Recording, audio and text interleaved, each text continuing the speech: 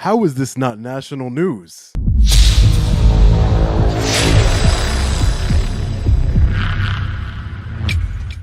Hey, what's up, guys? Long Island Audit here, back again with another video. I truly appreciate all of you joining me here live. We are about to expose some serious corruption from, you guessed it, the state of Corrupticut. Horrible, horrible. So I don't know how this is not national news. This needs to be exposed to the world. So let's go over it in detail. First things first, let's take a look over here. Let's watch this video together. Police troopers falsified tens of thousands of traffic ticket records, skewing their data and information meant to track racial profiling trends. It's believed to have happened over an 8-year span across different troops. Newsday's Eva Zamaris is live now with the latest. Eva.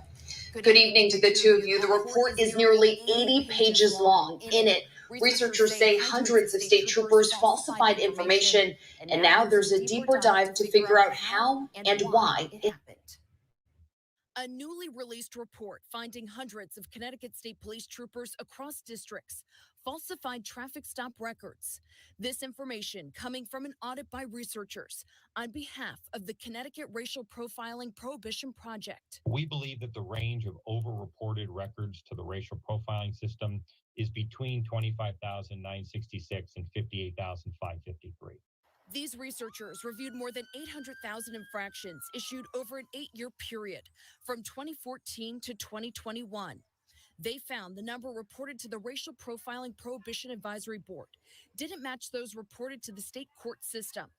Under Connecticut's 1999 law aimed at preventing racial profiling, state and local police are mandated to submit traffic stop data to the state. The report revealed the misreporting skewed this data, making it appear troopers ticketed more white and fewer minority drivers than they really did. So the records that we believe were not valid and where there's a high likelihood that they could be false, they were more likely to be white. But Ken Barone, one of the audit's authors, cautioned they did not try to determine whether the records were intentionally falsified or were wrong due to human error. In a statement from state police, it reads, the causes of those discrepancies, whether falsified, technological, or training issues, require further investigation to determine. No one in the public received any fake ticket. There was no infraction ever issued to anyone that didn't deserve an infraction or was alleged to have committed a violation. However, that being said, it still affected your data, which is disturbing to me and the state police in general. State Police Colonel Stavros Malikas says back in 2018, when they identified the falsification of data within their system, they made changes immediately. 2 troopers were disciplined and 2 others separated from the force. And going forward, they have a plan of action. We've updated our systems. We put out guidance to our troopers, and we are going to work with you closely to resolve any further issues. We've learned the Office of the Chief State's Attorney is opening an investigation at the request of Governor Ned Lamont. He's really looking hard at the numbers in terms of those irregularities, see if there's anything purposeful there or inadvertent. Now, today, I also reached out to the State Police Union, who says they just got the report. They'll make a statement after they've had a chance to assess the allegations. Eva Zamaris, News 8.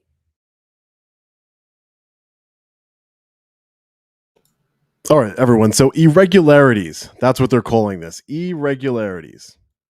Are you kidding me? How do you have, it's at least 25,000. Let me summarize for you. At least between 25,000 and 58,000, possibly more, fake traffic infractions were written. Why were they written? What was the pattern of these fake traffic tickets?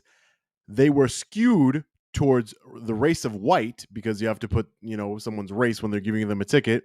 And per Connecticut state law that was passed in 1999, they have to report the demographics of who they're giving traffic infractions to. So the state police bolstered the number of tickets that they're giving to white individuals.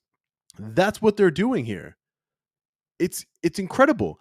They are literally faking tickets. And then the colonel, oh, no one got a ticket that wasn't supposed to get a ticket. Colonel, no one's saying that. Again, all this doublespeak, it could be irregularities. It could be some technical issues or problems.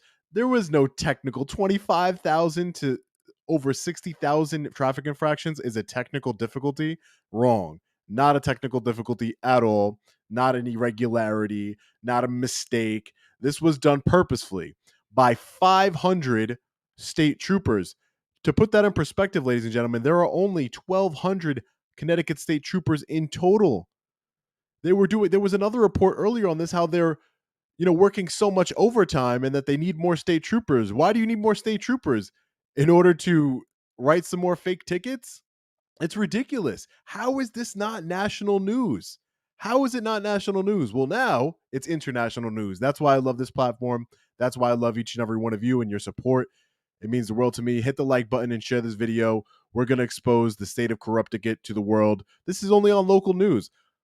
Let's take a look here. 5 things to know about the Connecticut State Police false ticket scandal. So let's take a look. This was written by Bill Cummings. He's a great reporter. I've spoken to him before. Connecticut State Police have come under increasing scrutiny recently as claims troopers falsified traffic tickets have widened from involving just a handful of officers to now hundreds across the agency. Number 1, there's a high likelihood tens of thousands of false tickets. After months of review, an audit released June 28th found that there was a high likelihood of at least 25,966 traffic tickets were falsified between 2014 and 2021. Another 32,587 records of those years showed significant inaccuracies, and auditors believe they are also likely to be false as well. Again, we're totaling close to 60,000 falsified traffic infractions. The auditors emphasized that their analysis was extremely conservative, and the number of falsified records is likely larger than we confidently identified. So they're being conservative with the 60,000 tickets. It's ridiculous. The findings showed significant numbers of false inaccurate tickets were submitted by up to nearly 1/4 of the 1,300 troops. See, a quarter of the police department, a quarter of the Connecticut State Troopers. Do you think that that's just done by random state troopers? This is a systemic problem. This is a systemic problem in the Connecticut State Police, ladies and gentlemen. This was approved by colonels, the head of the state police. You think that this was just done? It was just a couple bad apples, right? Hundreds, 500 of them, a quarter of them. So it says auditors caution their review did not attempt to determine if the widespread problems were intentional. Of course they're intentional. No one has this many traffic tickets just made up out of thin air with fake names. Again, the colonel's like, well, we never gave any tickets to anyone that didn't deserve them. Yeah, you just made up fake names. You checked the white box on the ticket, and so that you bolster your numbers. It's insane.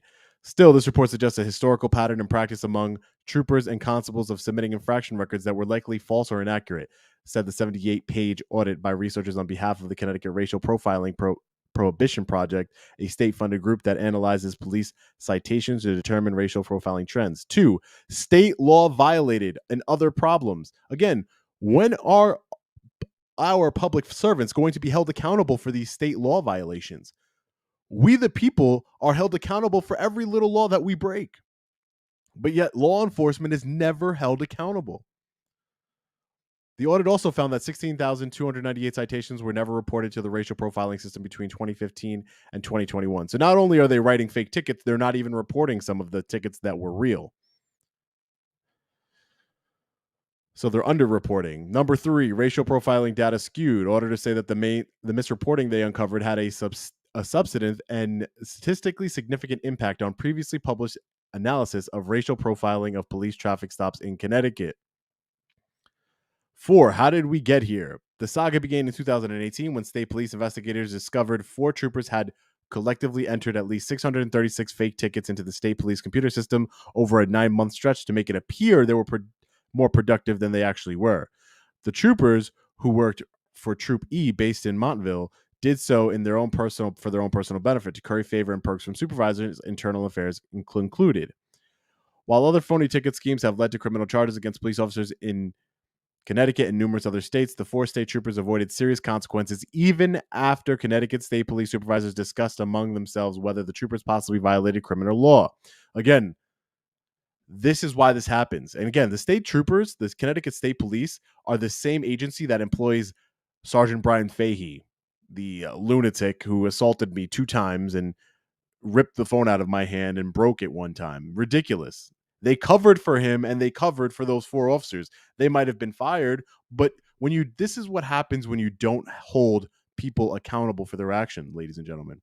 They go and do it again. And in this case, they do it worse. They found 4 state troopers back in 2018. Now there's hundreds, 25%. Let that sink in. 25% of the Connecticut State Troopers are writing fake tickets. The department sustained or upheld internal charges considered to be serious enough to result in the troopers being fired. Of course, they weren't charged. But one trooper was suspended for 10 days, another for 2 days, the other retired, avoiding punishment altogether. Go figure. The department kept the matter in-house for years until Hertz Media Group unearthed the internal investigation records last summer. Of course, they kept it to themselves. Why wouldn't they want the people to know? Ridiculous. It's absolutely ridiculous. Reaction to the coverage was swift. The state's top prosecutor's office announced it was opening a criminal probe, while the Connecticut Racial Profiling Prohibition Project announced it would audit traffic ticket data. The findings of that audit, released June 28th, have cast significant doubt on the statements the head of state police made to Hertz Media last year when he described the false ticket as isolated issue.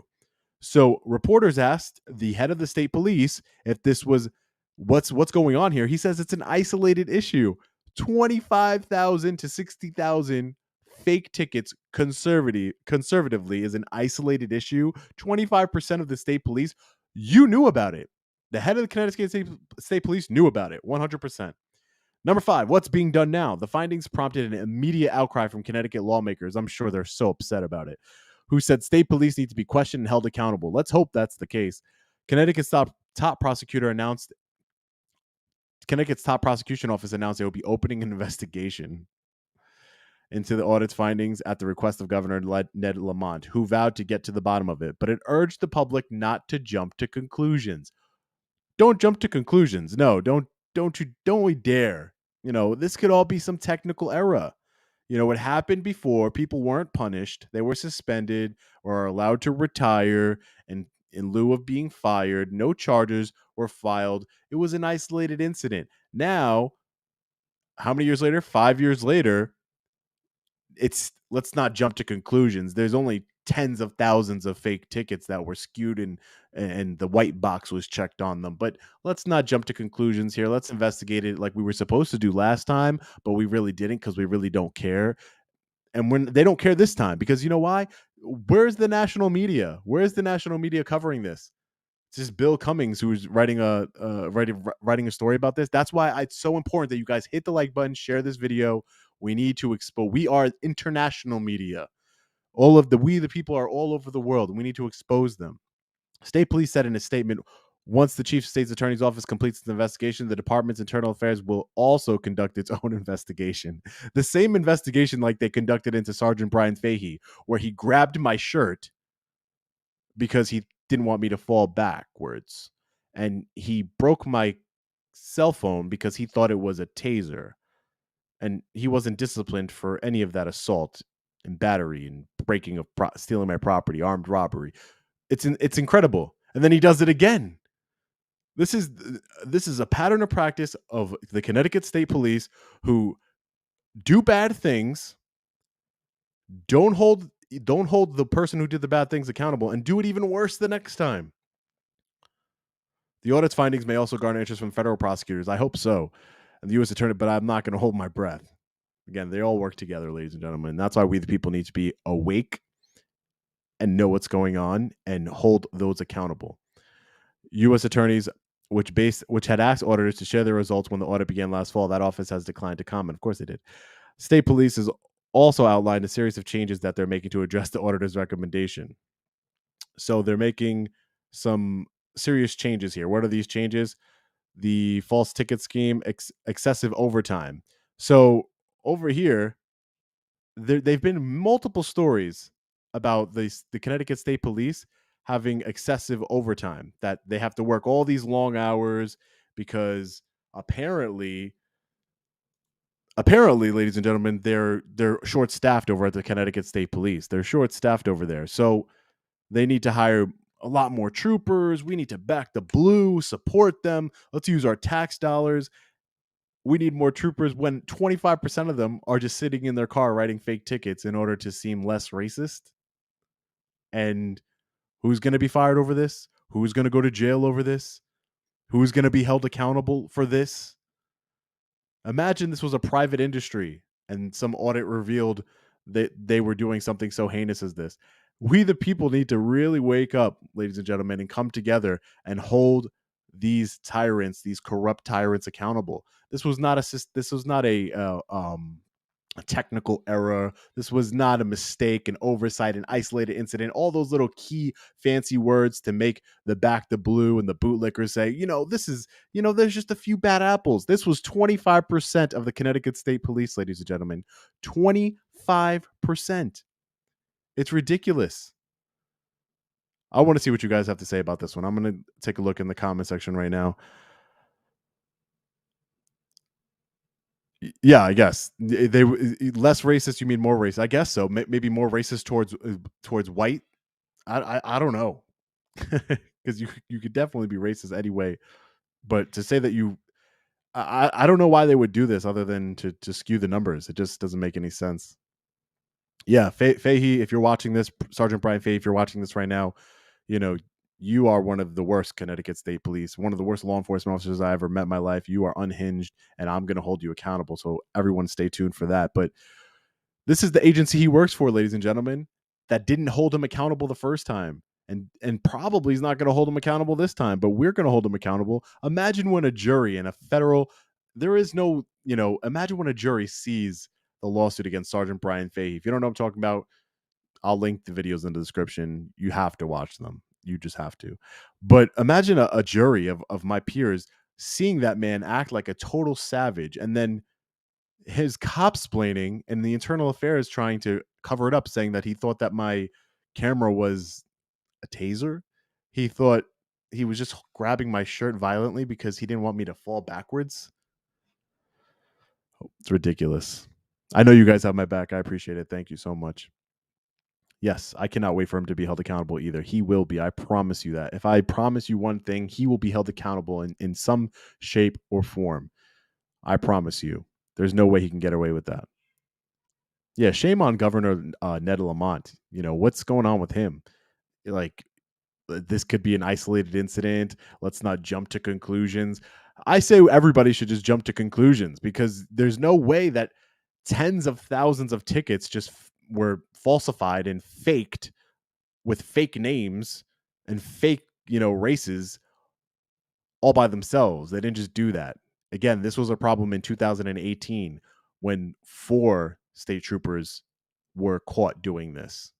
Again, do you think that this went from 4 to 25%, 500, hundreds of state police doing this over the last 5 years? No, they were doing it since 2018, except now they're just getting caught again. It's ridiculous. Corrupticut from the top down, for sure.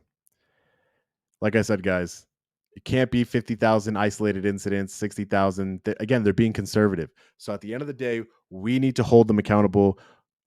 I'm going to be looking into this further. I'm going to be doing a lot of research into this. I'll be going back to Connecticut. We're going to be holding Sergeant Bryan Fahey accountable. You can guarantee you that. If you guys have any other ideas, thank you for the super chats. I really appreciate it, Candace. If there was any other ones that I missed, thank you so much. I am a son of a former police officer and a retired Army veteran. I have been raised around police my entire life and still cannot believe the actions of Sergeant Bryan Fahey. A lot of people say that to me. There's a lot of law enforcement that reach out to me that say that man is obviously unhinged. I feel bad for his family, honestly. If he has one, I feel bad for them, because that man has serious problems, serious mental problems. He needs help. He really does. If you haven't seen those videos, you have to watch them. Like and share this video, those videos. We need to get the word out, ladies and gentlemen, because national media, how have you not heard about this? Isn't this story just wild? And how have we not heard about this? It's ridiculous. That's why I make it, yes, he is a ticking time bomb, but this is why I make it a priority to highlight stories like this, that, you know, local reporters like Bill Cummings, who did a great job reporting on this, and the local news stations do report on this. But where is the national media coverage? Just like, where was the national media coverage when 20 years ago I'd have been dead with my teeth missing? Or again, they all work together. It's all one big system, ladies and gentlemen. The mainstream media, the national mainstream media, the government, the federal government. Where is the, you know, there's a civil rights division of the FBI. There's a corruption division of the FBI that can investigate all of this and hold them accountable themselves. And you never see them get involved in any of my cases or anyone else's cases. Why? Because the FBI is just as corrupt as them. It's ridiculous. It's ridiculous. We need to hold them accountable.